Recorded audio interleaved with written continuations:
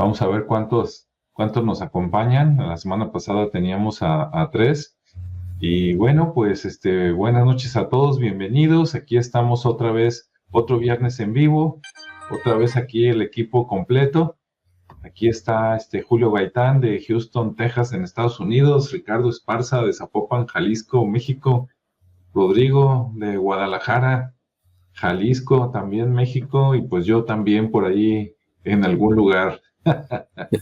Entonces, listos para empezar. Y bueno, hoy esperemos que lo encuentren interesante. Antes de seguir, hoy no vamos a hablar de otra cultura, pero sí de algo muy relacionado. Después seguimos para no aburrirlos.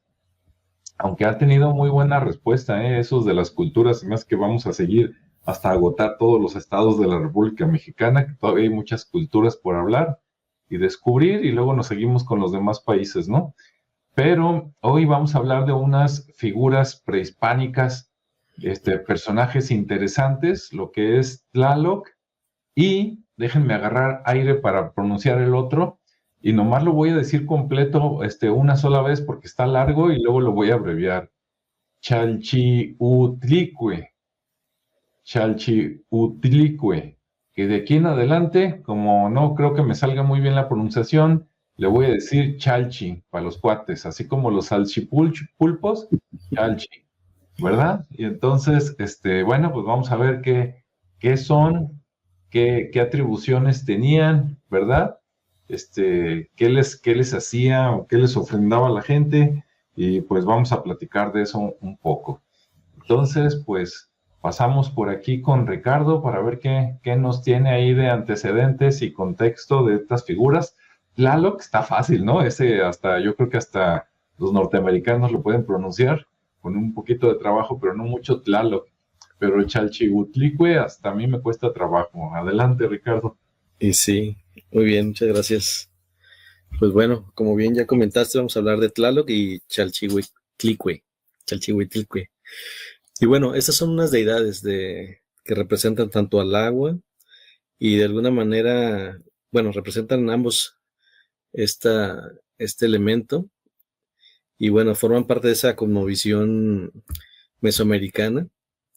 Y bueno, vamos a ver un poquito de lo que es el origen, el significado. Por ejemplo, comenzamos con Tlaloc, que es el más fácil de pronunciar, que se deriva su nombre del náhuatl Tlali, que es tierra, y Octli, que es néctar. Entonces, literalmente sería el néctar de la tierra, ¿no? Su nombre, tal cual.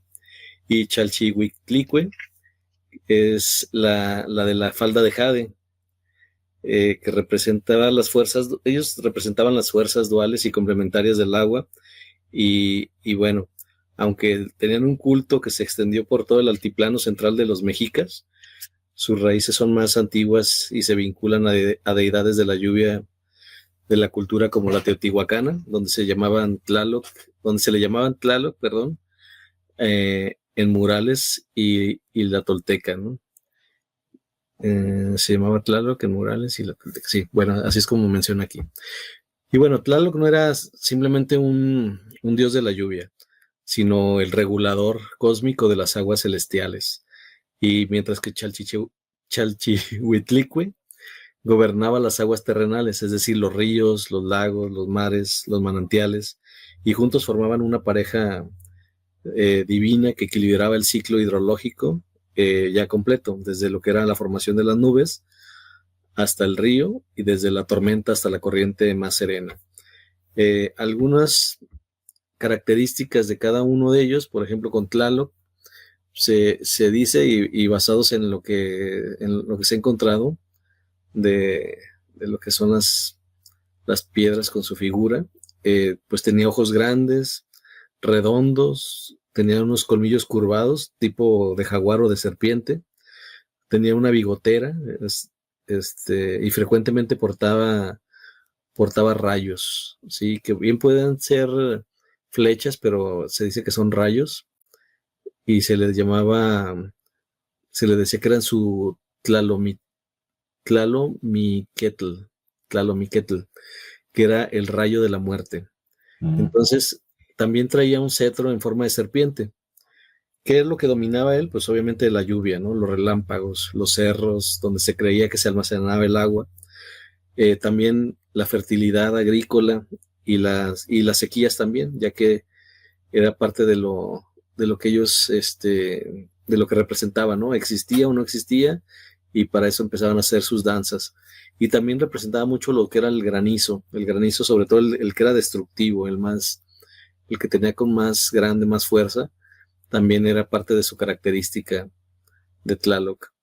Y su morada o donde vivía en el Tlalocán, que era el paraíso oriental de la abundancia perpetua, era muy verde y húmedo y se reservaba para quienes morían por agua, es decir, aquellos que se ahogaban o que les caía un rayo o que morían de hidropesia, y para los niños que eran sacrificados en su honor, porque pues también en teoría a este Tlaloc pues se le ofrecían sacrificios de niños, ¿no? De infantes. ¿Quién acompañaba a este dios muchas veces? Los tlaloques, que eran sus ayudantes menores, y cada uno con su propio cántaro, es decir, traían un cantarito donde derramaban diferentes tipos de lluvia, la que era benigna, la que era helada, la que era destructiva. Entonces, para cada característica de la lluvia, se decía que estos eran los tlaloques o los ayudantes menores de Tlaloc.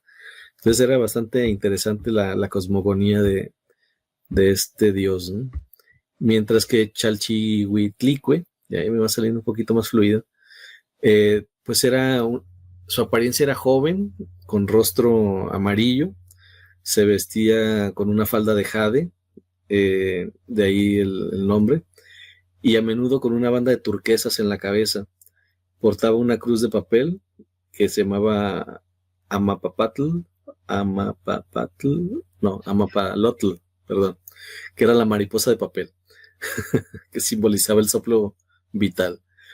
Y ella dominaba pues también lo que era el agua, pero en la parte horizontal, ¿no? Digamos que Tlaloc, la parte vertical, el tema de lluvia, y esta otra diosa, pues los ríos, los lagos, los mares, así que por eso dice que en horizontal. Y era patrona de los navegantes, era también de los partos, del bautismo ritual, ya que pues se hacía el levantamiento de los niños y la purificación. Y en cuanto a la dualidad que tenía esta deidad, era una deidad maternal,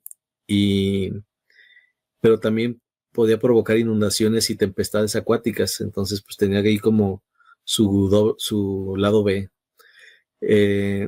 Entonces, con estas tempestades acuáticas también se representaban cuando se enfadaba, y según un mito, destruyó el cuarto sol con un diluvio, transformando a la humanidad en peces. Entonces está bastante interesante estos dioses. Y bueno, aquí, ¿qué relación o qué relevancia tenían en la cultura? Pues eran consortes, aunque en algunos mitos también se le consideraba hermana o esposa de Tlaloc. Esta dualidad representaba las dos caras del agua, como mencionaba, la parte vertical con la parte de fertilizante o lluvia, y la horizontal como nutricia, como agua superficial. Y en el templo mayor de Tenochtitlan, o Tenochtitlan, sus santuarios estaban junto a la cúspide, es decir, el norte estaba Tlaloc y en el sur Chalchiquehuitle. No me salió. Chalchiquehuitlicue. Entonces esto simbolizaba el ciclo completo del agua. Ya lo voy a decir como tú, Sí, Chalchi. Chalchi, así acá en confianza. Entonces Chalchi pues simbolizaba el ciclo completo del agua y la dependencia agrícola del imperio, ¿no? ¿Y qué rituales tenían? Pues bueno, había uno que era el de Atlcahualo, así, que era la fiesta de inicio de la temporada de lluvia, donde se sacrificaban niños en montañas y lagos, vistiéndolos como a los dioses. También estaba el de Tozosontli, que ofrendaban jades y cuentas verdes arrojándolas a los manantiales. Y el de Tepictoton, que eran pequeñas figuras de montaña que representaban a los tlaloques, se colocaban en los altares domésticos para pedir lluvia. Sí, era como lo que se utilizaba para los rituales. Eh, por ejemplo, Tlaloc en Teotihuacán, siglos antes de los mexicas, los teotihuacanos ya veneraban a una deidad de la lluvia con atributos muy similares, que en este caso era como el famoso gran jaguar de Jalapa, que en realidad era una representación teotihuacana de Tlaloc. Entonces ya con eso se representaba, digamos que su antigüedad, ¿no? Más allá de lo que se mencionaba. También había una dualidad del sacrificio. A Tlaloc se le ofrendaban niños cuyas lágrimas eran consideradas augurios de lluvia abundante, y se dice por el cronista Durán que si los niños lloraban durante el ritual se interpretaba como un buen presagio.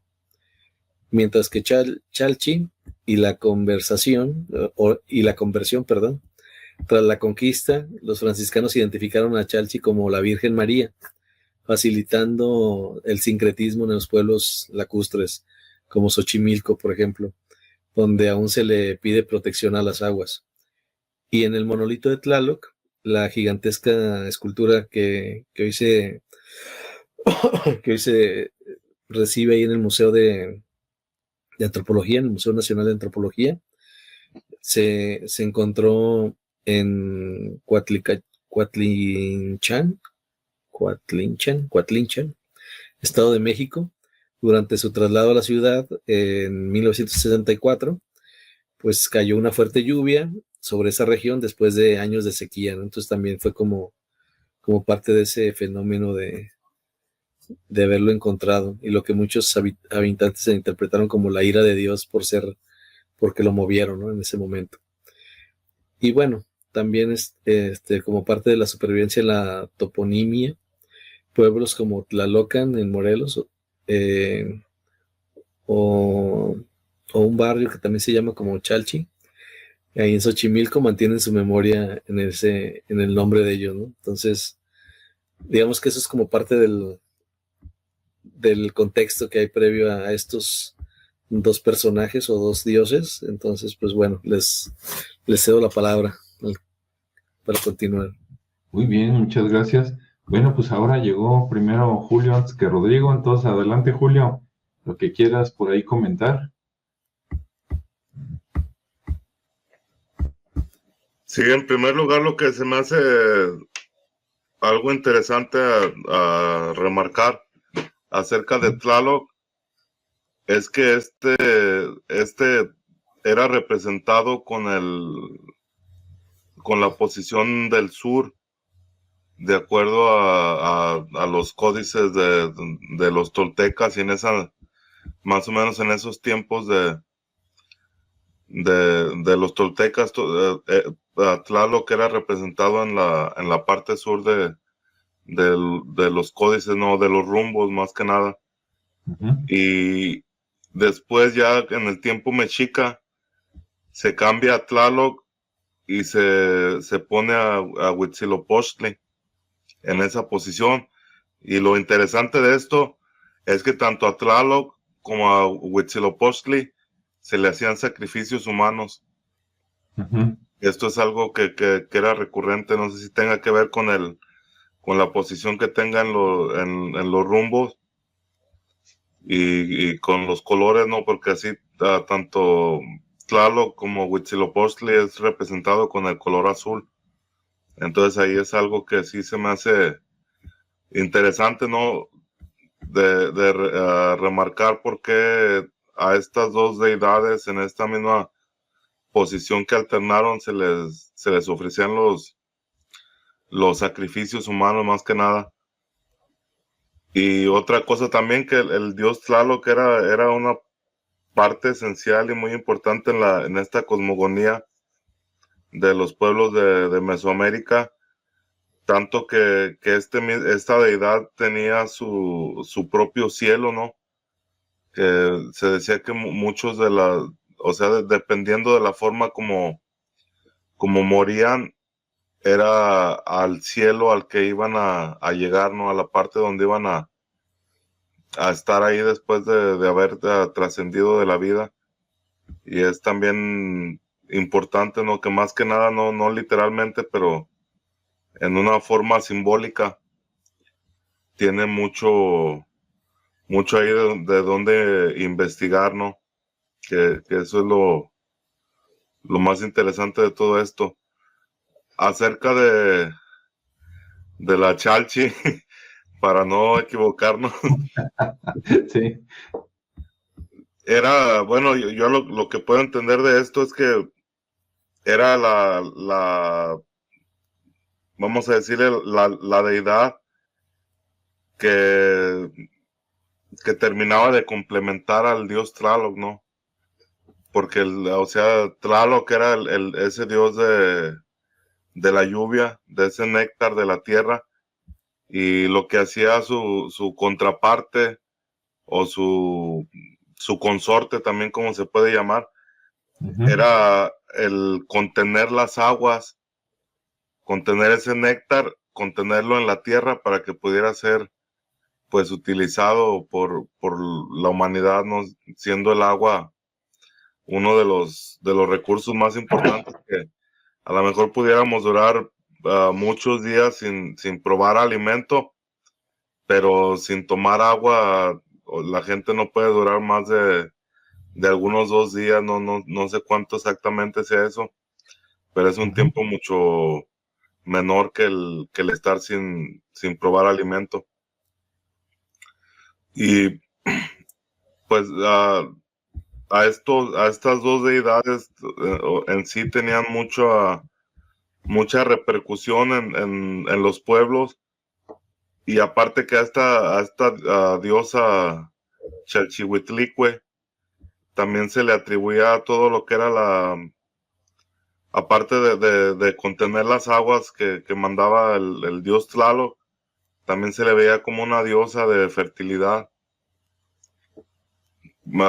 Por aquí en varias de las tradiciones se menciona que las festividades a esta diosa Chalchi se hacían con maíz, que era la forma de ofrendar, porque gracias al agua que había hecho caer el dios Tlaloc y al trabajo de la diosa Chalchi de poder contener esas aguas, era que se podía tener como resultado la cosecha, ¿no? Y que pues el maíz era algo sagrado en la cosmovisión de Mesoamérica, dado a que era pues el alimento, ¿no? Que ese maíz, ese grano era lo que sostenía pues a todos los pueblos en esos tiempos. Entonces, todo, bueno, para dar el contexto de los dioses, que no es que fueran por ahí extraterrestres o personajes, ¿no? Sino que más bien eran fuerzas naturales que estaban personificadas para el mejor comprendimiento de estas enseñanzas, principalmente para los niños, quienes eran pues iniciados en todo este conocimiento, ¿no? Y que de esto dependía el que fueras autosustentable, el que pudieras tener un éxito en la vida, porque una persona que no se podía autosustentar en ese tiempo, pues prácticamente estaba perdida, no estaba muerta. Sí, sí, está muy interesante. Por aquí ya tomé nota de algunas cosas que dijeron, pero ya luego cuando me toque lo relaciono. Rodrigo, adelante, tú también tienes mucho que decir por aquí. ¿Será? Yo ahora me siento con menos información. Bueno, lo primero que hay que considerar es que nos cuesta un poquito trabajo entender la visión de la deidad en el México prehispánico, dada la influencia que tenemos de la religión judio-cristiana. Desde la perspectiva judio-cristiana, es un solo Dios omnipresente, omnipotente y que va más allá del tiempo. Entonces, ese solo Dios para su manifestación requiere de una trinidad. O sea, es uno solo, pero requiere de tres, que sería básicamente el principio positivo, el principio negativo y la manifestación. Lo que acaba de mencionar Julio, en el aspecto de que uno es el proveedor y el otro es el que lo contiene. Uno es el que genera y el otro es el que contiene. Ok. La cuestión es que con los tribus prehispánicas con las culturas prehispánicas, el concepto de divinidad o teotl cambia un poco o se maneja desde una perspectiva diferente. Para poderse manejar como una divinidad, se tenían que reconocer tres principios elementales. El primero de ellos es la permanencia, o sea, algo que siempre ha estado y que siempre estará, por lo menos en una escala humana, ¿sí? O más allá de la humana. En ese sentido, por ejemplo, el agua en el planeta, desde que la humanidad es humanidad, siempre ha estado presente. Y de hecho, la vida depende de ella. Así que sin agua no podríamos concebir un proceso de vida. Así que primer requisito cumplido, el agua está permanente. El segundo, y recordándote un poquito de tus clases de Belénes, si es que en alguna ocasión pusiste un poquito de atención en esas clases aburridas, es lo que Carlos Marx mencionaba como la lucha, el manifiesto y lucha de contrarios, algo así era, ¿sí? La presencia de elementos que eran contrarios y que continuamente estaban en lucha. Ese es el segundo elemento de la dualidad, mientras que en la religión judio-cristiana se hace una sola, ¿cómo se hace? Manifestación, o sea, se hace un universo en una sola creación. En la cosmogonía prehispánica se hace, por lo menos hasta el momento, en 5 momentos diferentes, en el cual estamos en el quinto. Y efectivamente, Chalchihuitlicue se menciona como la destructora del cuarto sol. Pero en ese sentido, pues, es un ciclo continuo de renacer, resurgir, morir. O sea, es un ciclo natural que continuamente está manifestando dualidades. Por eso la representación de un dios y una diosa. Por eso la representación de un Tlaloc bueno y un Tlaloc malo. Una lluvia buena que alimenta las cosechas y una lluvia mala que provoca, ¿cómo se llama? La destrucción de las cosechas. Entonces esa dualidad tiene que estar constantemente en conflicto. Ese es el segundo requisito. Y el tercer requisito que debe cumplir es que de alguna manera tiene diferentes niveles de poder y manifestación. Tlaloc no se manifiesta propiamente dicho en el proceso de la lluvia. Se manifiesta hasta el punto donde toca la tierra, por eso es el néctar de la tierra. En ese momento es la máxima manifestación de Tlaloc. En otras palabras, va creciendo la influencia, el equilibrio se va modificando de tal manera que pasa de un menos a un más para luego desaparecer, porque luego de que se manifiesta como el néctar de la tierra, pasa a la contención, como mencionaba Julio, y en ese punto, de repente, ya deja de ser Tlaloc para convertirse en Chalchihuitlicue.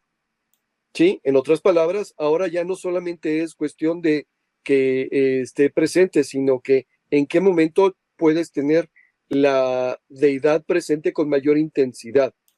Y entonces, cuando hablamos de los sacerdotes o los seres sabios o los iniciados, a los que comúnmente conocemos como chamanes, como por ejemplo los graniceros, son personas que de alguna manera entienden que el equilibrio tiene que ser roto o manifestado en diferentes puntos. Y a través del equilibrio interno y a través de elementos rituales, modifican el elemento y la manifestación. Por eso nos encontramos a sacerdotes que se dedicaban a hacer llover. Ahora, el agua, pues todos lo sabemos, es un elemento vital para la existencia. En general, cualquier tipo de vida que conocemos depende de una gran cantidad de agua. En la herencia náhuatl, que es una buena parte del norte de México y una parte grande e importante Mesoamérica, desde muy antiguo, desde los teotihuacanos y como se llamaran las civilizaciones de ese entonces, el agua era una de las deidades principales. ¿Por qué? Porque sin existir el agua no podían asentarse en algún lugar. Misma situación en el sureste, allá en la zona maya, donde no estaba representado como Tlaloc, estaba representado como Chac. Y de hecho, posteriormente, cuando cambia de alguna manera la mentalidad de la era y que pasa de ser de Ejecatl Quetzalcoatl al siguiente nivel, que es un Tezcatlipoca, y luego a otro nivel que es otro Tezcatlipoca, que es Tezcatlipoca rojo, y luego Tezcatlipoca negro, para pasar luego a la manifestación de el colibrí guerrero, ¿cómo se llama? En Huitzilopochtli. Entonces, estamos hablando de un ciclo, estamos hablando otra vez de una situación de nacimiento, crecimiento, afianzamiento y muerte, para luego volver a iniciar un nuevo ciclo de luz o Quetzalcóatl,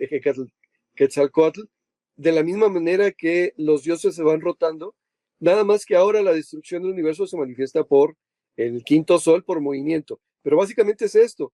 Estos tres son los requisitos para la manifestación de la deidad. Es la permanencia, algo que siempre ha estado más allá de la existencia humana, la lucha de contrarios que genera esta manifestación, y en tercer lugar, el nivel y el punto de manifestación plena o de características, y por lo tanto del equilibrio que se debe cumplir. ¿Sí? El agua, digo, no es por demás decir que todas las sociedades agricultoras le sientan veneración, porque sin ella no existe cosecha.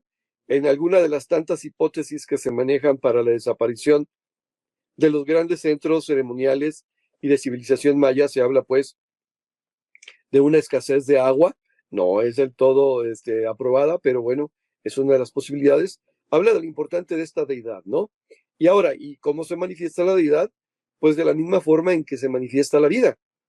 En otras palabras, ¿cómo le hago para generar vida como ser humano? Pues necesito la lucha de contrarios, o sea, la presencia del hombre y la mujer. Espero que no me vayan a funar aquí los que de repente hablan de otras cosas, pero la situación es que se ocupa el hombre y la mujer, y en ese punto y en ese sentido nos encontramos con es que somos partes de esa cocreación, por eso podemos ser sacerdotes. Y los sacrificios que se les llevaba, que se les dedicaban, precisamente lo que buscaban era el agua, pero el agua sagrada. En otras palabras, que al fin y al cabo la sangre, que es el agua sagrada que vive en nuestro interior, pudiera ser ofrendada para modificar los equilibrios y obtener el favor y el beneficio de estas deidades.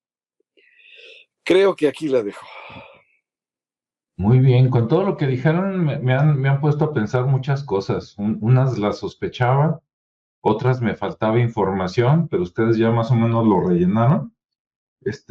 Por ejemplo, ideas locas, ¿no? Y luego ya les platico una historia. Ideas locas, de repente lo escucho y digo, estos dioses, en el lado de su poder destructivo, de repente los lees o los leo yo y digo, híjole, se me hace que estos eran más demonios que dioses, ¿no? O sea, eran más malos que buenos, pero bueno, esto, mi reflexión personal. Y luego de repente digo, oye, ¿no será posible que por ejemplo, buscas dioses principales de los mexicas y salen 15, pero si quitas a las mujeres, que es más o menos la mitad, y te quedas con los hombres, y luego de los hombres quitas al que representa el sol, o sea, todo lo que está fuera del planeta Tierra, y te quedas con 4, ¿no? Te quedas con Huitzilopochtli, con Tlaloc, con Tezcatlipoca y con Quetzalcóatl. Y de repente digo 4, norte, sur, este, oeste, o primavera, verano, otoño, invierno, y digo, ¿no serán 4 representaciones así como que de un mismo Dios, cambiándole las atribuciones y los poderes según va variando el año? Ahí la dejo, ¿no? A lo mejor son locuras pensadas, pero ahorita lo estaba viendo, porque como dijo Julio, yo también leí por ahí que no, pues que Tlaloc, que viene, yo encontré que venía desde los Olmecas, obviamente tenía otro nombre que desconocemos, y luego también los teotihuacanos, como ya mencionaron Ricardo y Julio, y luego ya a los mexicas, ¿no? Les queda como herencia cultural, pero luego resulta que evoluciona y se transforma en Huitzilopochtli, o por lo menos eso dijo Julio y eso también había leído yo, y digo, oye, pues qué onda, ¿no? De por sí tenía su aspecto malo, y cuando digamos que se convierte en Huitzilopochtli, pues se vuelve todavía más nefasto, ¿no? Entonces, quién sabe. Pero bueno, sí, también me llama la atención que si ustedes ven la representación bueno, de por sí, la arquitectura prehispánica, pues es muy especial, ¿no? Desde los olmecas, no se diga los mayas, que ahí pues hubo una explosión artística, ¿no? Y luego en los mexicas, Dice, casi todos los dioses, desde el punto de vista de un humilde mexicano del siglo XX-XXI, tú los ves y están feos. Todos parecen monstruos, ¿no? Hasta Quetzalcóatl, que es el más bueno, lo ves y dices, pues está medio temible, y Tlaloc tiene colmillos, Huitzilopochtli, pues es el que mataba y todo, ¿no? Y Tezcatlipoca, pues tiene sus colores, pero también no muy temperamental. Entonces, no hayas de dónde sacar uno, ¿no? Bueno, pero me llama la atención en especial Tlaloc, que siempre pues sale como muy vampiresco, ¿no? Tiene representaciones donde se ve más humano, donde se ve más como una persona, pero en las típicas representaciones, por ejemplo, en Teotihuacán, pues sí se ve así medio, que por cierto, les comento que leí, pero ya no encontré la liga, que en las últimas investigaciones de Teotihuacán ya le están cambiando el significado a las cosas. Parece ser que la pirámide del Sol no está dedicada al Sol, la pirámide de la Luna no está dedicada a la Luna, y la pirámide de Quetzalcóatl tampoco está dedicada a Quetzalcóatl, o por lo menos no solo a Quetzalcóatl, sino a Tlaloc, ¿no? De hecho, si ustedes ven fotografías de la pirámide de Quetzalcóatl, pues sí, es una serpiente, un Tlaloc, una serpiente, un Tlaloc, ¿no? Entonces, de ahí la idea de que dices, no será una misma, así como acá decimos en los católicos, ¿no? Que la Trinidad que decía Rodrigo, ¿no? Que son lo mismo y así como nos lo vendían antes, acá digo, ¿no será que estos eran la misma cosa, nada más diferenciada, ¿no? Así como en diferentes momentos, pero bueno, ideas locas. ¿Qué más? Bueno, ya a manera de chascarrillo, cuando Rodrigo estaba hablando de la Trinidad, que dijo, está el lado positivo, luego una pausa y luego dijo el lado negativo, y dije, no, ahorita va a hablar del neutro o de la Tierra, ¿no? Hablando de un enchufe de esos allá de Estados Unidos, ya ven que allá en Estados Unidos son 3 entradas para enchufar un aparato eléctrico, acá en México son 2, y allá en Europa también son 2, ¿no? Aunque pues la tecnología es diferente. Bueno, nada más así comentarios locos. Aquí le paso la batuta otra vez a Ricardo. Tengo una cosa bien interesante que decirles de la Chalchi, pero lo dejo como sorpresa final. Entonces, adelante, Ricardo.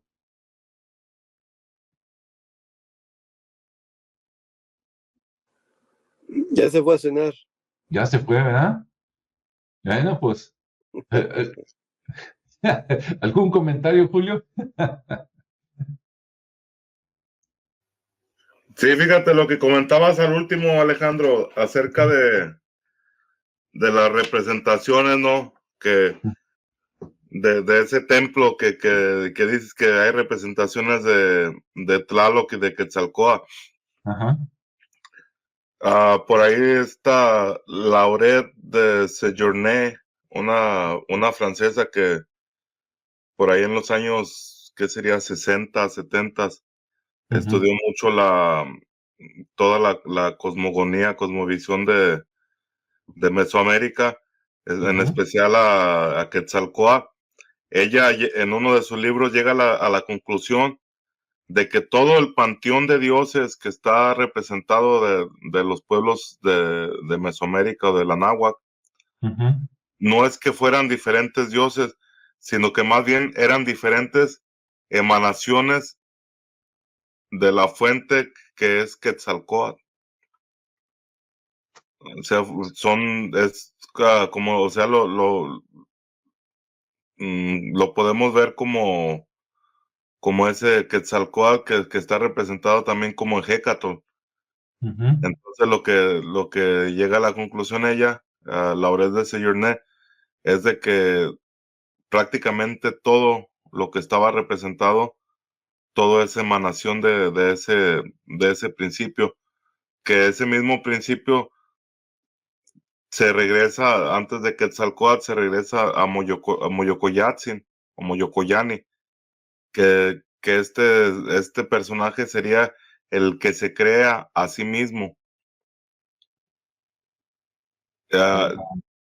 algo también ahí interesante acerca de todo eso desde el punto de la toltequidad.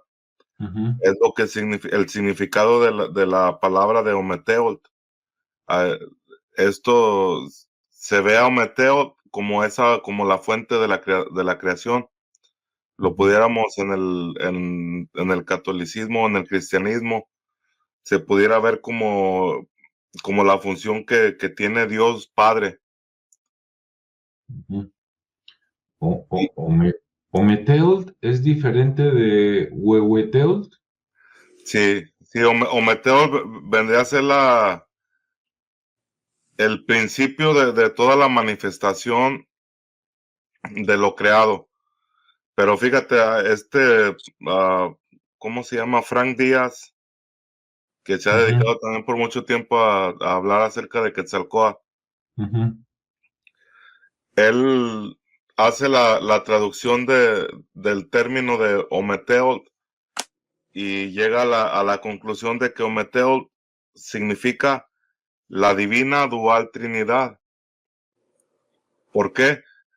Porque son tres fuerzas que crearon todo, que de la forma del cristianismo lo podemos ver como ese Padre, el Hijo y el Espíritu Santo. Que en el gnosticismo sería el Padre, sería la Madre Bárbelo, y por resultado el Hijo, que vendría a ser ese Jesús o ese Cristo.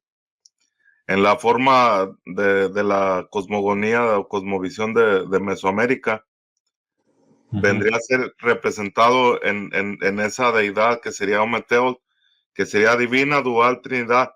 ¿Por qué? Porque es una Trinidad que está componiendo o que está manifestando todo lo que existe. Pero esa misma Trinidad en nuestro mundo, en nuestra dimensión, en nuestra percepción, es dual, porque necesita esa dualidad para poder trabajar. Es como lo que se menciona acerca de la electricidad, ¿no? O sea, no puedes hacer que algo funcione con un solo polo. Entonces todo el tiempo necesitas tener el positivo y necesitas tener el negativo para que algo trabaje. Es el principio de la dimensión en la que estamos. Por eso es que todo tiene que ser dual. Por eso es que todo se representa en una dualidad, que más de ser contraparte o ser un opuesto, es la parte complementaria. Que esto viene a ser desde la creación viene a ser algo natural, o lo podemos ver como una ley original. Lo vemos en cómo nos reproducimos como seres, ya sea en personas, animales, en plantas, que todo el tiempo se necesita una fuerza positiva o una fuerza de el hombre de él, y que tiene un complemento que viene a ser la fuerza de ella, y que cuando estos dos se fusionan, se juntan, por resultado dan un fruto, un vástago, un hijo. Entonces, o sea, en sí es lo que nos están queriendo explicar. Desde hace mucho tiempo, ellos ya comprendían lo que nosotros ignoramos en este momento, ¿no? O la mayoría de la humanidad ignora.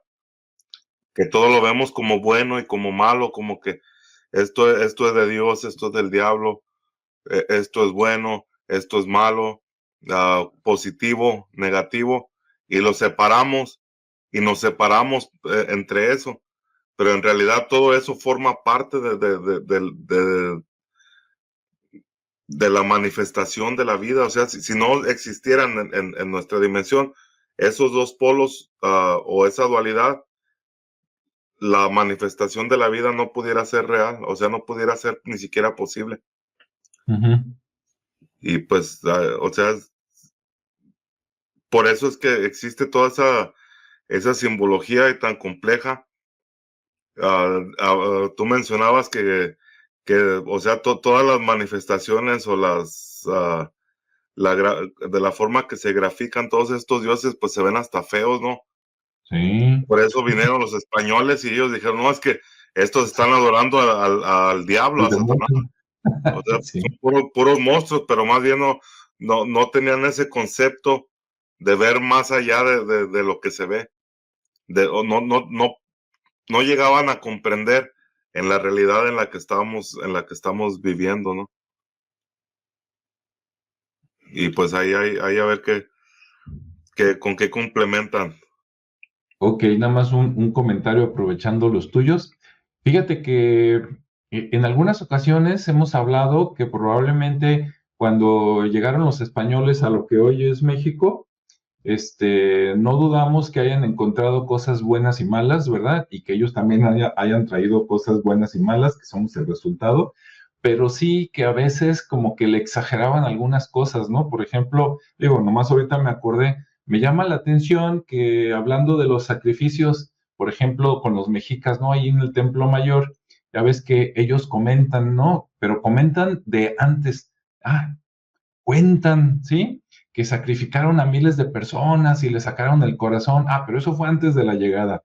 Entonces, a veces me suena como un intento de ver al malo más malo, ¿no? Todavía, así como exagérale, como decía ahí Rodrigo, y en 2 ocasiones se le cae el que no le acumule, ¿verdad?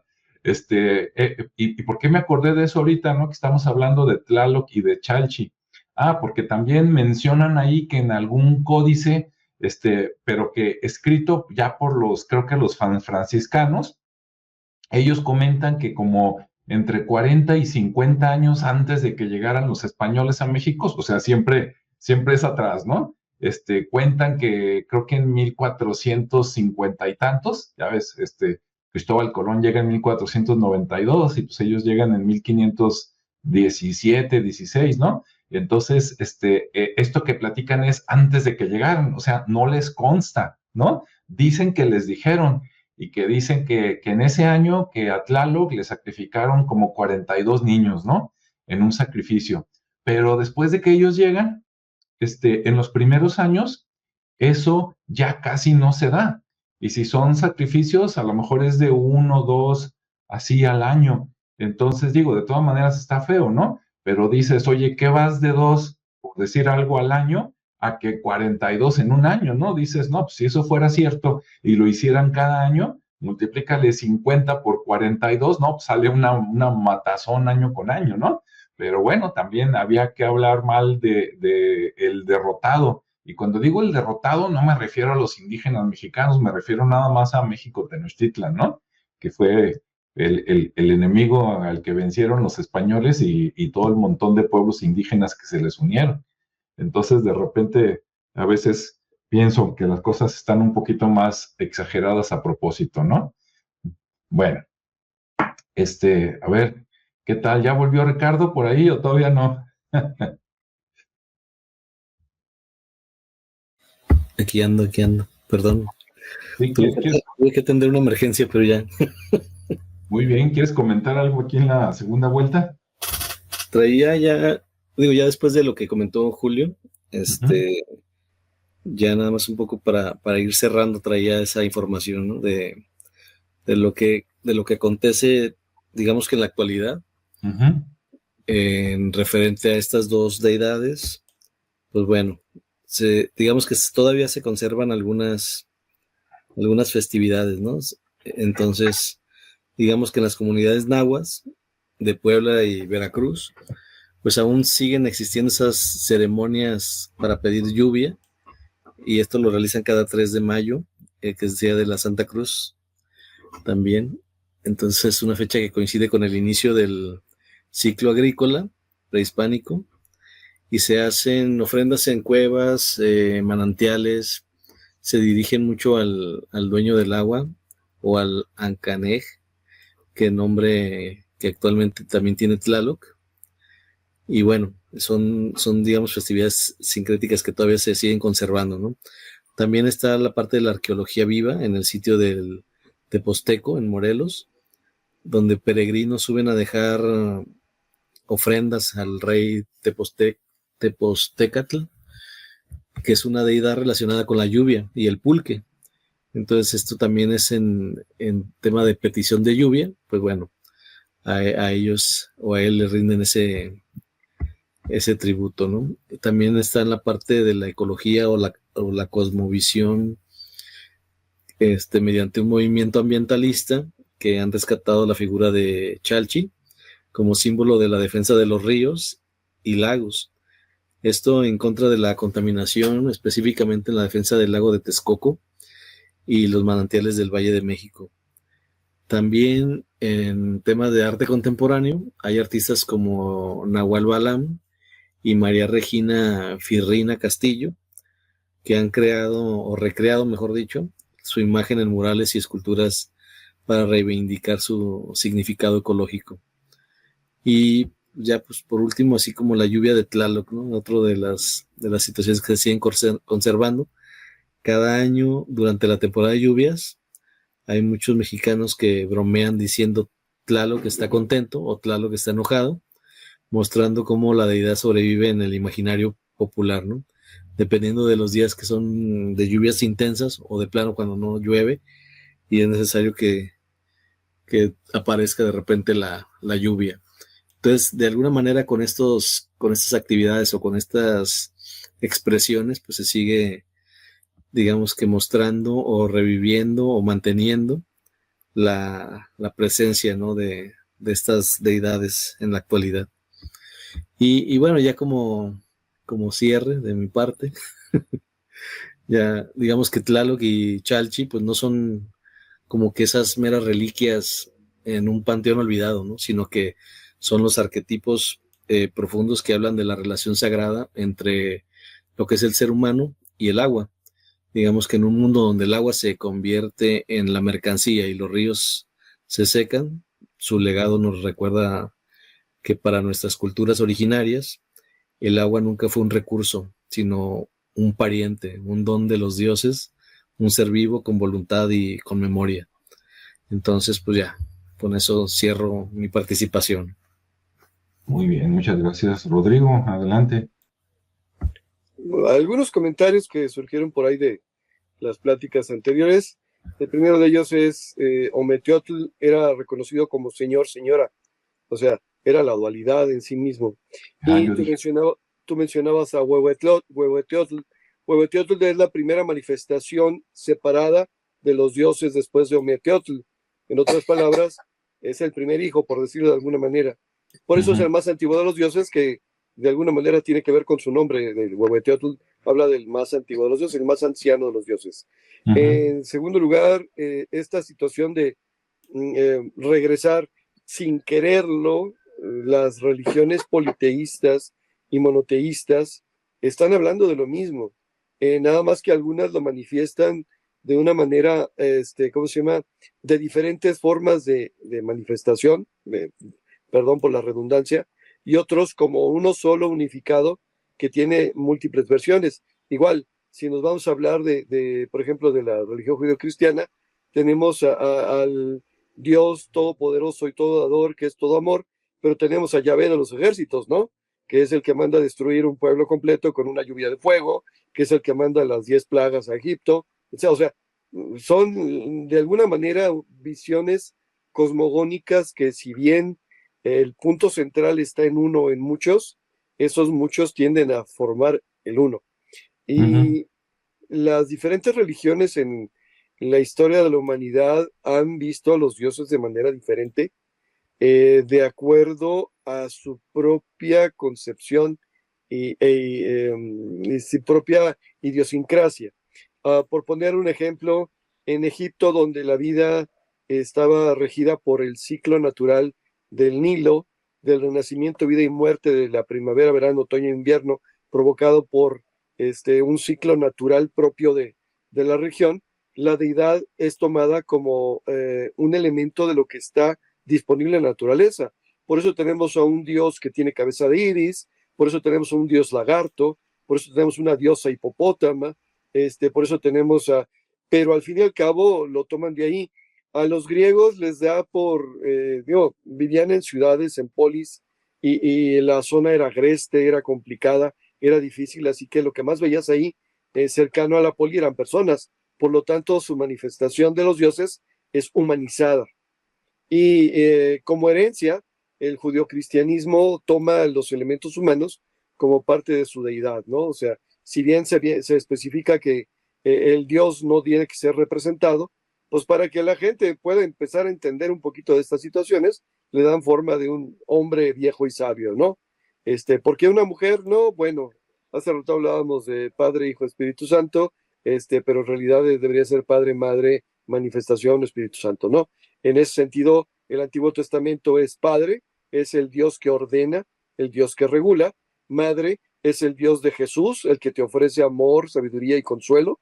Y el Dios Espíritu Santo es el que manifiestas a través de ti y de tu vida. Ok. Y en el caso de los tribus, ¿cómo se llama? Prehispánicas, ellos veían la manifestación de la naturaleza desde una postura y una perspectiva diferente, de tal manera que ante lo incomprensible y lo vasto del conocimiento que esa energía representaba, no le ponían atributos humanos, sino que la manifestaban de acuerdo a simbolismos y arquetipos que mencionó Ricardo por ahí en ese sentido de lo que podía representar. Hoy 12 de diciembre, por ejemplo, pues está la celebración de la Virgen de Guadalupe y nos encontramos con que la tilma completa es un códice, porque a través de símbolos se logró una buena parte de la pacificación, porque los seres humanos reconocemos más que idiomas, simbolismos. De lo que hablábamos de masculino y femenino, dirían los amigos de la escuadra y el compás de que está representado perfectamente en la cruz. Algunas manifestaciones de la crucifixión, por ejemplo, de Jesús están en un árbol, pero en otras está en la cruz propiamente dicho, dado que vendría a ser el poste vertical y el poste horizontal, el masculino y el femenino. O sea, y cada quien ve lo que quiere ver, ¿no? Al fin y al cabo. Por eso los dioses prehispánicos, insisto, desde una postura diferente, desde una interpretación de la vida de manera diferente, se ven así. Y si te vas otra vez a la religión judío-cristiana y te pones a buscar las representaciones de los ángeles, tanto en el Antiguo Testamento como en los Midrash o las interpretaciones, como en los libros por ahí prohibidos o apócrifos, pues te vas a encontrar con que así como que bonitos, bonitos no eran, ¿no? No, Por último, asustaban. en una referencia a lo que tú hiciste, en la Iglesia Católica, por lo menos una parte de ella, considera que después de el fallo de los ángeles caídos fueron condenados al infierno, ¿sí? Y entonces de repente el infierno les hace tener su punto de manifestación en la tierra. O sea, no quiero decir que aquí sea el infierno, pero bueno, más o menos. La Sí. situación es que cuando Jesús, el Cristo, habla acerca de ellos, dice es que es el príncipe de este mundo. O sea, aquí está, no estamos en otros lados. Y en ese sentido, por ejemplo, esta versión de los dioses prehispánicos considerados como los ángeles caídos es una de las múltiples participaciones. Y la prueba de ello es que piden sacrificios humanos. A diferencia del Dios judio-cristiano que te dice, no te gastes tu sangre, bébete la sangre, pero de la tierra, a través de la uva. No te cortes tu carne, cómete la carne de la tierra, que es el pan que se cocina y que tiene características especiales. Entonces, en ese sentido, pues la visión de los españoles obviamente estaba influida por su propia manera de entender el mundo, y obviamente tendría que ser una visión deformada o sesgada respecto a lo que los sacerdotes y los miembros religiosos de la comunidad prehispánica tenían. Al final, regresando a Tlaloc, en este momento es muy pertinente el tema porque literalmente estamos en la temporada de sacrificios. Nada más que ahora no se sacrifican personas, bueno, no directamente, ahora se sacrifican comunidades. Ustedes saben que desde el gobierno de Peña Nieto se abrieron las concesiones, el agua ya no es un servicio público, ya no es un recurso público, y es un recurso que literalmente se está poniendo en venta o está vendido, y que en algunos lugares se ha recuperado gracias a la participación y la lucha social, y en otros todavía está en proceso. Pero sobre todo las comunidades indígenas han sido desprovistas de este recurso. Bueno, no sé qué más decir y bueno, creo que aquí la dejo.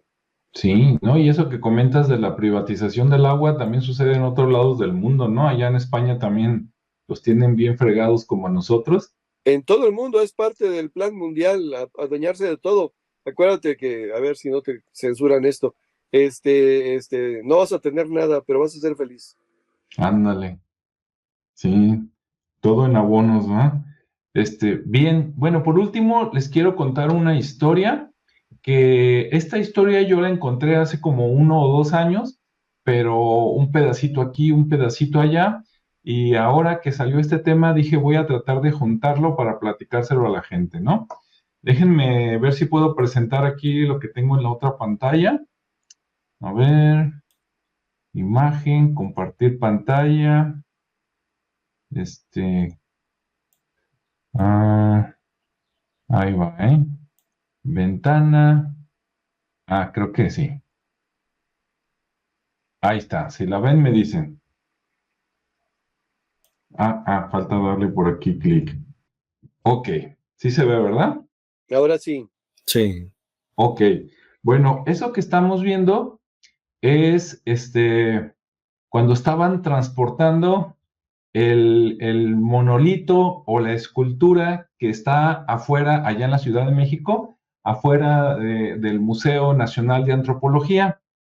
Ese monolito, esa figura, esa estatua, durante décadas han dicho que es Tlaloc, pero no es Tlaloc, es Chalchi, ¿sí? Entonces, hasta la máxima, museo más grande de todo México se equivoca. ¿Y cómo sabemos? Bueno, por ahí hay una muchacha guapetona de buen lejos, que es esta, estoy moviendo el ratón, no sé si se ve. Bueno, la que ven ahí como de falda, ¿no? Que enseña pantorrilla, blusa blanca, cabello, eh, como decimos acá, cabello chino, pero para los demás es cabello rizado. Ella fue una maestra y entonces ella fue entrevistada hace mucho por un periódico y ahí estamos viendo las imágenes de cuando lo transportaron. Ese monolito, esa escultura, estaba en la ciudad que ya mencionó Ricardo, que ahorita en la siguiente diapositiva viene el nombre para pronunciarlo bien, y resulta que pues se lo robaron y lo llevaron a la capital, ¿no? Y está ahí afuera del Museo Nacional. Digo, se lo robaron porque hubiera tenido más sentido que lo dejaran donde está. ¿Por qué? Por acá, en algunas cosas que yo investigué, no sé si qué tan cierto sea porque me brincó, el nombre de Tlaloc dicen que viene de Tlali, que significa supuestamente tierra en náhuatl.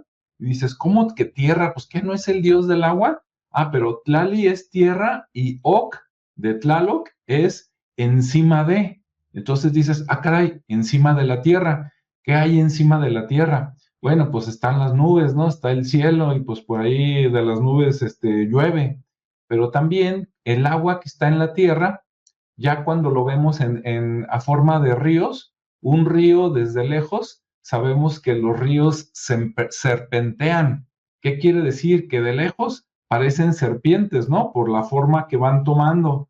Entonces ahí tendría sentido eso de que a Tlaloc se le relaciona también con las serpientes, como a Quetzalcóatl, pero por los ríos, ¿no? Serpenteantes. Ok. Ahora, a las figuras con las que se representa a Chalchi, se le representa de la siguiente manera. Imagínense un embudo, ¿sí? En algunos lados de México lo conocen como el cucurucho, aunque parece albur. Imagínense un embudo y donde ya se hace delgadito, lo conectan ahí con una manguerita o un popote, ¿sí? Ahora imagínense que ese embudo y ese popote, esa manguerita, queda dentro de una estatua de barro. Y en la parte de arriba de la estatua, de la cabeza, es donde le pueden echar agua al embudo. Y la manguerita que corre por dentro de la estatua sale en algún lugar entre el pecho y el ombligo de la estatua. Esa es la representación de Chalchi, ¿sí? Le llega agua de arriba y ella la saca por su cuerpo. ¿Por qué se representa así? No tengo idea. Pero a Tlaloc no se le representa así. A ella sí. Y además, ella tiene falda, ¿no? Aunque Tlaloc no usaba pantalones, ¿verdad? Pero pues tenía su calzón o algo o que aunque pueda parecer un poquito falda, no es falda. Ahora, aquí estamos viendo cuando se estaban llevando eso Y dice esta señora, miren, me voy a ir a la siguiente diapositiva. Aquí a lo mejor no se alcanza a ver tan bien, pero dice, Tlaloc sigue enterrado aquí. Se llevaron a Chalchi. Guadalupe Villarreal. Guadalupe Villarreal es esa mujer que es una maestra, que esto salió en un periódico en el año 2014, cuando se iban a cumplir 50 años de que se llevaron el monolito a la Ciudad de México. Y ella dice que, y yo sí le creo, si ustedes no, pues muy válido. Ellas dicen que normalmente a Tlaloc se le representa como geográficamente, con respecto a Chalchi, como que Tlaloc está arriba de un cerro, allá donde llueve, y del cerro viene el río, y en el río llega a donde está Chalchi y ella lo distribuye. Entonces dicen que este monolito estaba prácticamente a un lado o encima del río y que a pocos cientos de metros o kilómetros hay un cerro que creo que es el famoso cerro de Tlaloc. Y entonces, si la estatua de ella estaba abajo, cerca del río, tiene mucha lógica pensar que entonces Tlaloc estaba arriba del cerro. ¿Sí? Entonces ella dice, no encontraron a Tlaloc, encontraron a Chalchi. Y se la llevaron diciendo que era Tlaloc, pero Tlaloc, una de dos, dice, o se lo robaron antes de que se enteraran, o está enterrado en algún lugar del cerro todavía, ¿no? Y no lo han escarbado. Entonces, ¿está en la casa de algún político? O está en la casa de algún político, ¿no? Ya se lo llevaron así como esto. Sí, se lo llevaron por orden del presidente de la República, en aquel tiempo Adolfo López Mateos. Yo digo, es que cuando se los llevan, le quitan todo, ¿no? Porque, por ejemplo, dicen, ya se la llevaron. Dice, ahorita, en el 2014, todavía había rasgos de dónde la arrastraron para cargarla, digamos, a la plataforma para llevársela, pero al rato ya no van a haber rastros. El río que había, ya lo secaron, ya lo entubaron, ya lo convirtieron en un basurero. O sea, le quitas todo el contexto, ¿no? Si lo hubieran dejado donde estaba y nada más lo hubieran parado porque estaba caído, a lo mejor en algún temblor o algo, ¿no? Estaba caída la estatua, hubiera sido diferente. Miren, les voy a mostrar rápidamente. Bien, aquí ese es el monumento, y si se fijan, la parte de la cabeza, que es como un penacho, pues allá es donde está el embudo, ¿sí? Allá es donde cuando llueve, le cae el agua, y eso que se ve como si estuviera tocando una armónica, esta es la cabeza, esta es la nariz, esta es la boca, y esa armónica tiene agujeros. Esos agujeros están conectados con el embudo que está arriba, y cuando llueve, en aquellos tiempos prehispánicos, debe de haber sido todo espectacular, de que llueve y por ahí se hacen unas como cascaditas que seguramente desembocaban en el río, y se ha de haber visto padrísimo, ¿no? Como decimos ahora, o sea, muy bonito, muy espectacular. Entonces, y pues ya después del cinto, pues está la falda, ¿no? Entonces, debido a todas esas cosas, es por lo que algunos arqueólogos, incluida a esta señora, que no, creo que no era arqueóloga, era maestra probablemente de primaria, pero ella decía, pues es que esta es la diosa, no es el dios. Sí, al dios no le brota acá por la boca, el dios se representa de otra manera. Entonces, pues está interesante. Aquí estamos viendo un mapa de lo que es la Ciudad de México, y el lugar donde encontraron a la Chalchi es San Miguel Cuatlinchán, que como estamos viendo está al oriente de la Ciudad de México, todavía en el Estado de México, ¿no? Por ahí más cerca de Texcoco que de la Ciudad de México, y de ahí se lo llevaron, la raptaron, y pues ahí está por Chapultepec, ¿no? Afuera del Museo Nacional de Antropología o de Arqueología, uno de esos dos. Entonces, de ahí la tomaron, ¿no? Y acá están otras imágenes. La imagen de la izquierda es la actual, por ahí afuera del monumento, y mide como 7 metros, 7 metros 20, algo así, de altura. Y en la derecha está cuando la estaban colocando, ¿no? Apenas ahí cuando estaba haciendo todavía el museo, o estaba nuevo, y pues ahí están, ¿no? Con varias poleas, grúas, acomodándolo. Acá está otras imágenes a la izquierda. Dice traslado de Tlaloc, pero como yo sí creo que no es Tlaloc, yo sí creo que es Chalchi. porque hay otras representaciones de figuras más pequeñas. Hay una de 3 metros que esa está al interior del museo. Esta está afuera, pero hay otra que mide la mitad, que son de 3 metros, y en lugar de tener tantos agujeritos por donde salía el agua, ese tiene nada más uno, y es muy parecido a este monolito que vemos. Entonces, pues cada quien su creencia, ¿no? Pero yo sí creo que es Chalchi, no creo que sea Tlaloc, por esas características, ¿no? Aquí está otra foto, ahí cuando lo andaban transportando, esto fue en 1964, todavía no nacíamos. Mira, así estaba el monolito caído de espaldas cuando lo encontraron, y pues ahí están las maestras y algunos que vivían por ahí. Entonces lo levantaron, lo transportaron y pues allá está, ¿no? Y pues ya usted dígame, ¿Tlaloc o Chalchi? Yo creo que es Chalchi, ¿eh? Mira, aquí estamos viendo en la figura de la izquierda la parte de la cabeza, y esta parte de acá, digamos que sería como el embudo, ¿no? Aunque se ve que está como si estuviera tapado, pero debe de tener un agujero en algún lado, y de ahí, cuando llueve, pues se llena el agua, y pues, eso sí, ¿cómo le hicieron? No tengo idea. Ahorita con ingeniería dices, le ponemos un tubo y va para allá, en un gran bloque, y luego nos ponemos a cincelar por fuera para que quede bonito, ¿no? Pero en los viejos tiempos, los prehispánicos, yo no sé cómo le hicieron. Le echaron ahí ingeniería, ¿no?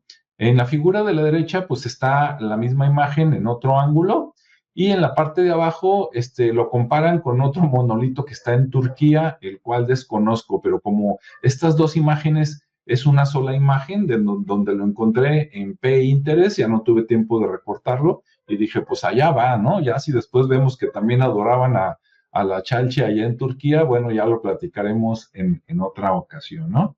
Y eso es todo, nada más quería compartirles pues esa parte, ¿no? Ese hallazgo que ahí durante décadas, desde 1964 hasta ya casi finalizado el siglo XX, a todo el mundo le decían, no, pues ahí está Tlaloc, ¿no? Y ahí está Tlaloc, el de la izquierda. No, pues sí, ahí está Tlaloc, y resulta que viendo las características, resulta que es Chalchi. ¿Cómo ven? Está interesante. Voy a dejar de compartir. Dirían mis amigas del pañuelito verde y morado que típico del sistema patriarcal, decir que los dioses son hombres, no mujeres. Sí. Sí, no, pero ahí las matas fácil, porque volviendo a la dualidad, ¿no? Dices, aquí nomás hay de dos sopas. Dice, los niños aquí, las niñas acá, y párale de contar, ¿verdad? Y si no, pues ahí está Tlaloc y Chalchi. Si no, se hubieran inventado en aquellos tiempos un Tlalochalchi, pero ¿para qué quieres?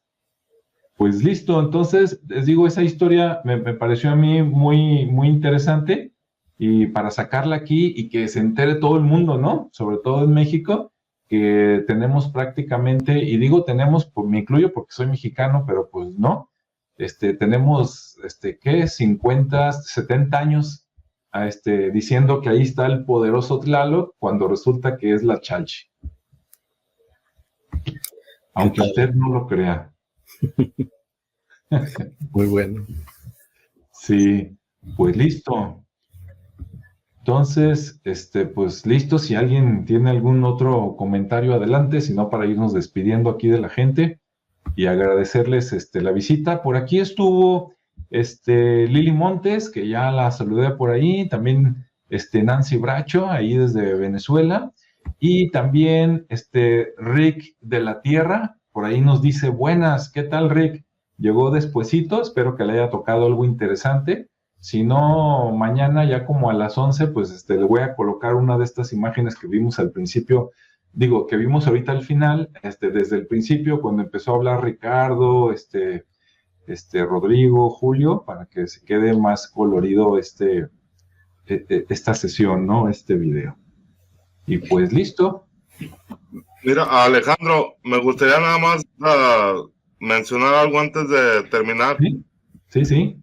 Fíjate que ya relacionando todo esto de Chalchihuitlicue, se me hace algo muy parecido, como si fuera, así como están los 4 Tezcatlipocas, como si existieran también las 4 manifestaciones de la dualidad de los Tezcatlipoca, porque esta Chalchi se me figura mucho a lo que es la Coatlicue, que en la Coatlicue ya está más relacionada con lo que es la tierra. Esta está relacionada con el agua, Coatlicue está relacionada con la tierra. Algo también similar es que a Chalchi se le conoce la de las faldas de jade. Sí. El jade tiene un color así medio entre azul verdoso más o menos. Sí. Que pudiera ser el color del agua.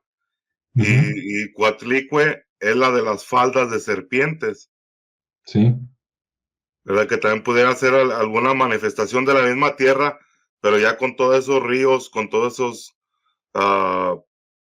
sí, esas no sé cómo se puede decir, esos cauzales que llevan el agua, y que también pues en la parte humana pues lo podemos ver como lo que son las venas, que hasta de alguna forma corren, o si las vemos, se pudieran ver las venas, se pudieran ver de la misma forma que corren los ríos sobre la tierra. Entonces tiene una dimensión en lo macro, en lo micro, y nos hace ver que así como es la naturaleza, en toda la extensión de la palabra, de esa misma forma somos nosotros. Sí. Así es. Pues bueno, sí. Ya tengo. Así, adelante, Ricardo. Digo, ya nada más complementando lo que decía Julio. Aquí estaba haciendo como un pienso, ¿no? Así como también para tipo cierre, ¿no? Que dice, bueno, más bien, es como la invitación, ¿no? Ahora sí que al escuchar la siguiente lluvia, recordemos que es el latido de un dios antiguo, que al cruzar un río, sientas la mirada de jade de la diosa que lo habita, porque en cada gota persiste la memoria del mundo. Así eso, ahí está el poema. ¿Qué tal, con todo el sentimiento? Muy bien. Y bueno, pues entonces ahí está, ya tienen una historia que contar, que durante décadas se ha mostrado al dios de la lluvia ahí afuera del museo, y resulta que no es el dios, es la diosa, que bueno, puede ser otra manifestación, ¿no? Femenino, masculino, pero es interesante. Y más interesante pensar de que, oye, y si de veras en el cerro allá escarbándole sale Tlaloc, si esta mide 7 metros, ¿cuánto mide el otro? No, estaría interesante verlo.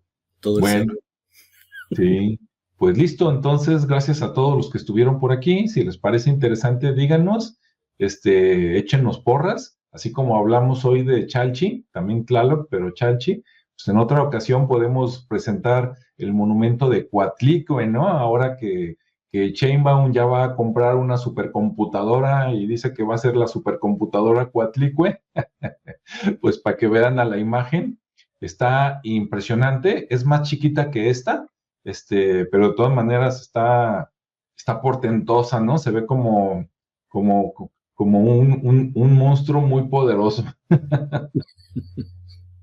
Y pues, listo, ¿no?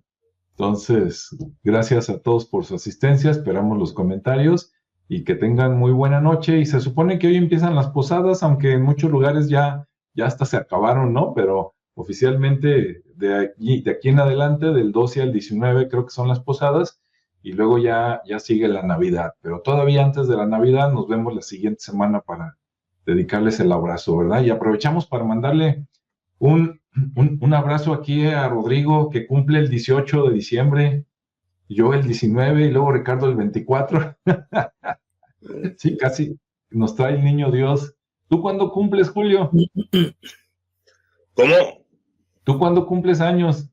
No, yo nací el día que comenzó la cuenta en el calendario maya. Anda, ¿fue en agosto? ¿Se la saben la fecha exacta? No. El 13 de agosto. Ay, mira, no, me acordaba como que agosto. Ah, pues está bien, ¿no? También hay número cabalístico y toda la cosa, está bien. Está interesante. Y adelantadamente para todos, feliz cumpleaños. y que cumplan muchos más, y pues más que nada disfrútenlos. Eso sí, y bueno, pues seguimos por aquí buscando cosas interesantes y también en la resistencia, como ven. Entonces, que todos tengan un buen fin de semana y pues ya si no nos vuelven a sintonizar hasta en enero, que tengan buena Navidad y todo, ¿no? Así es. Nos vemos la siguiente semana. Hasta la próxima. Hasta luego.